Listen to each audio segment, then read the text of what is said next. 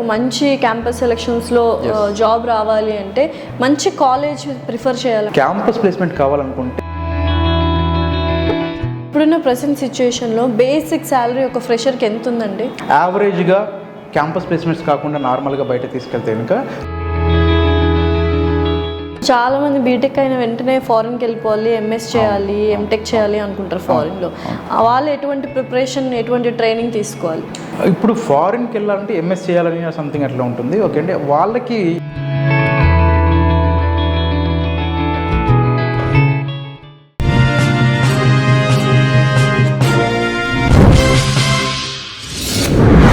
Hi, hello, నమస్తే, welcome to our channel. So ప్రస్తుతం స్టూడియోలో మనతో పాటు ఉన్నారు సర్టిఫైడ్ లైఫ్ కోచ్ అండ్ అలాగే సాఫ్ట్వేర్ ట్రైనర్. నమస్కారం ఎంఎస్ రెడ్డి గారు.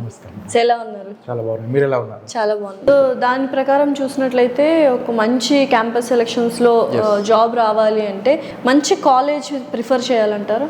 100% అండి. ఫస్ట్ థింగ్ ఏంటంటే క్యాంపస్ ప్లేస్మెంట్ కావాలనుకుంటే మీ కాలేజ్కి రెప్యుటేషన్ ఎలా ఉంది, ఓకే, మీరు చెక్ చేసుకోవాలి, హిస్టరీ కూడా చూసుకోవాలి. మీ కాలేజ్లో మీరు జాయిన్ అవుతున్న కాలేజ్లో ఏ కాలేజ్ జాయిన్ అవుతారో అందులో ప్రీవియస్గా ఎంతమంది ప్లేస్ అయ్యారు, ప్యాకేజ్ ఎలా ఉన్నాయి. అండ్ ఇంకోటి ఏంటంటే ప్యాకేజ్ ఒకరికి వచ్చింది కదా మొత్తం అందరికి వస్తుంది అనేటువంటి ఉండకూడదు.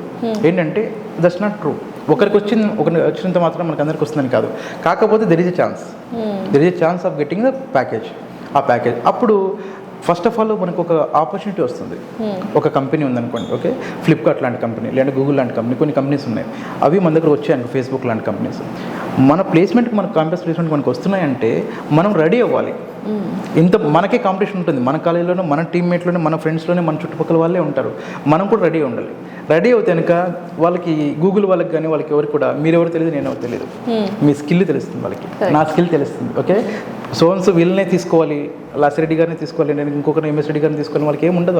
వాళ్ళకున్న సింపుల్ ఏంటంటే స్కిల్ ఉందా తీసేసుకుంటా. ఆ స్కిల్ మనం షో చేసుకోవాలి. ఓకే, అంటే క్యాంపస్, మంచి క్యాంపస్లో వస్తున్న కాలేజెస్ కూడా మనము రెడీ అవ్వాలి.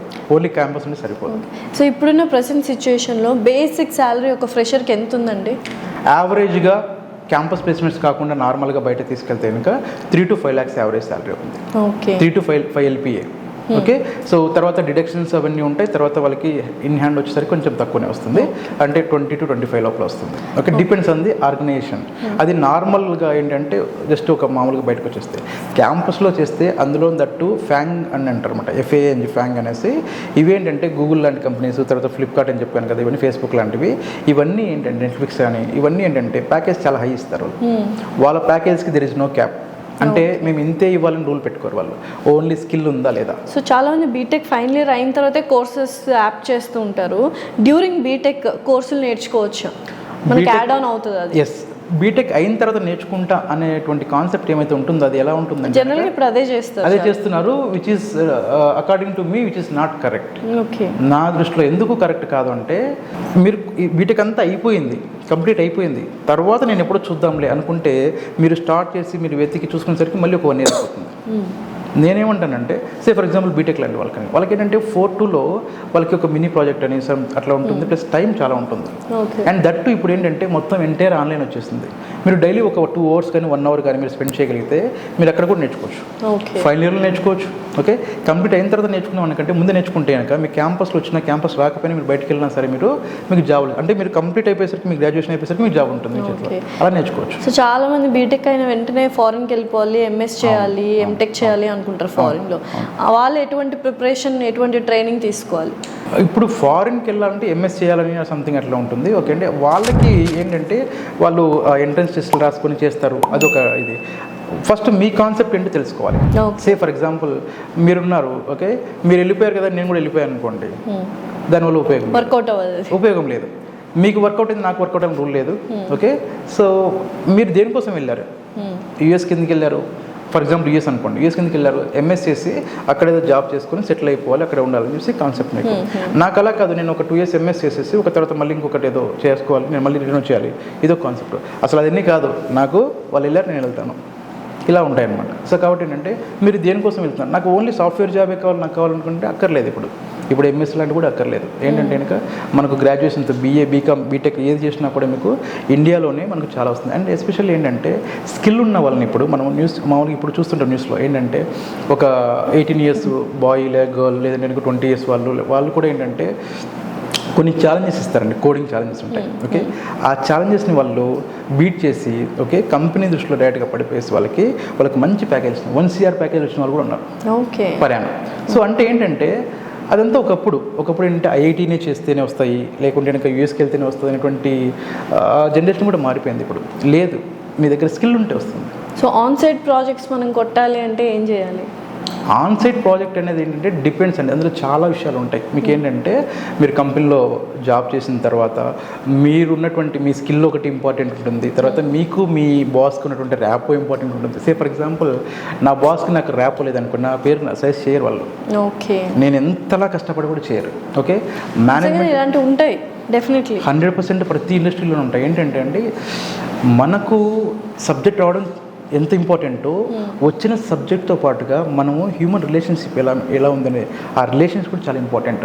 ఒక ర్యాపో లేదనుకోండి, అరే ఎంఎస్ రెడ్డిని నేను ఎందుకు పంపించాలి, నేను ఎందుకు ఇవ్వాలి ఆన్సైట్ ఆపర్చునిటీ అని ఒక కాన్సెప్ట్ వస్తుంది. సే ఫర్ ఎగ్జాంపుల్ నా బాస్ ఎవరైతే ఉన్నారో నాకు ఒక టాస్క్ ఇచ్చారు, నా టాస్క్ ఇస్తే నేను ఏం చేస్తాను అంటే at any point of time నాకు ఎంతైనా సరే ఆ డెలివరీ నేను చేసేయాలి, ఆయనకి ఇచ్చేయాలి అనేటువంటి ఇంటెన్షన్ నాకు ఉంటే ఆయన సేఫ్లో ఉంటాను, నేను సేఫ్లో ఉంటాను. నెక్స్ట్ లెవెల్కి నేను ఎలాగైతే ఒక ఎంప్లాయో ఆయన కూడా ఎంప్లాయీ, ఆయన సుపీరియర్ ఎవరో ఉంటారు వాళ్ళ దగ్గర నుండి వాళ్ళకి ప్రెజర్స్ ఉంటాయి, లేదంటే అట్లీస్ట్ క్లయింట్ దగ్గర నుండి ప్రెజర్ ఉంటుంది. నేనేం చేస్తానంటే ఆ ప్రెజర్ ఎవరికైతే నా బాస్కి ఉందో ఆ బాస్ నా మీద నమ్మకం పెట్టుకుని నాకు ఏదైతే ఇచ్చారో దాన్ని నేను వీలైనంత వరకు తగ్గించగలిగితే ప్రెజర్ని నేను చేయగలిగితే ఆయన దృష్టిలో నేను బెస్ట్ ఎంప్లాయ్. అండ్ ఆయనకి ఏంటంటే అరే ఎంఎస్ రెడ్డి ఉంటే నాకు నా టెన్షన్ తగ్గిస్తారు వాడు అనేటువంటి మైండ్ సెట్ ఆయనకు వచ్చింది అనుకోండి, నెక్స్ట్ నాకు ఏదైనా ఛాన్స్ ఇవ్వాలనుకున్నప్పుడు ఆయన ఇస్తారు.